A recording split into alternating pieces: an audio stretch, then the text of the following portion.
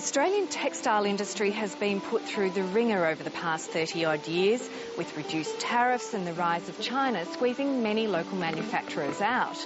One of the few Australian fabric makers left has defied the odds, though, to become a successful exporter, and is now facing new hurdles of soaring cotton prices and an unfavourable Australian dollar.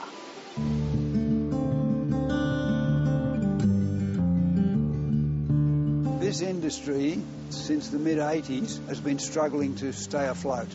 I would have probably had 50 competitors. Now I doubt if I've got 5. Ian Joseph's father established this factory in 1929, making it a witness to the rapid expansion and dramatic decline of Australian textile manufacturing. 20 years ago, I could buy wool yarns from 3 or 4 or 5 different yarn suppliers in Australia.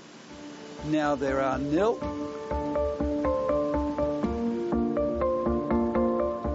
But Melbourne textile knitting survived the ruptures that so severely trimmed the industry. That's thanks in large part to Ian Joseph's technical training, which meant the company could create a niche by manufacturing tailor-made knitted fabrics. Understanding the theory of textiles is an enormous advantage, and it's allowed us to work in a whole lot of different directions. The other policy is to make sure we've got a very diverse plant, but there's quite a few significant labels for whom we supply.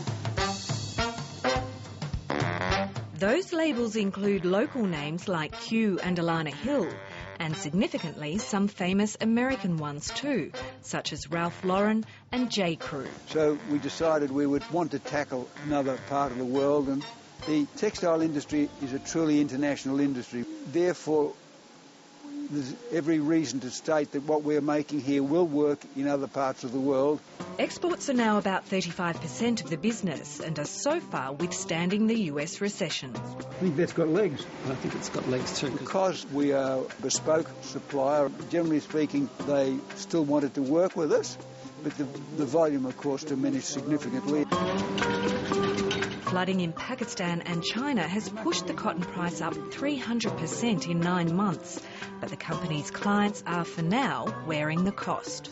Between 15 and 20% of the cotton stock got washed into the sea, so they're aware that prices are going up for that reason, and they hate it like poison, but they realise that this is the world, this is the situation of the world as it is today. Ian Joseph believes prices will remain high for some time. The demand is continually growing because of the rising living standards in Asia. Therefore, the world demand for textiles is increasing, but the people are wary of increasing the supply side, so prices are going up.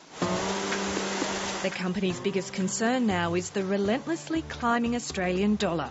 It's making it very much more difficult for us to sell into the North American market because they say to us, our prices are too high. And our problem is we've got to put into our costings the fact that the American dollar continues to lose value, or the Australian dollar continues to gain value.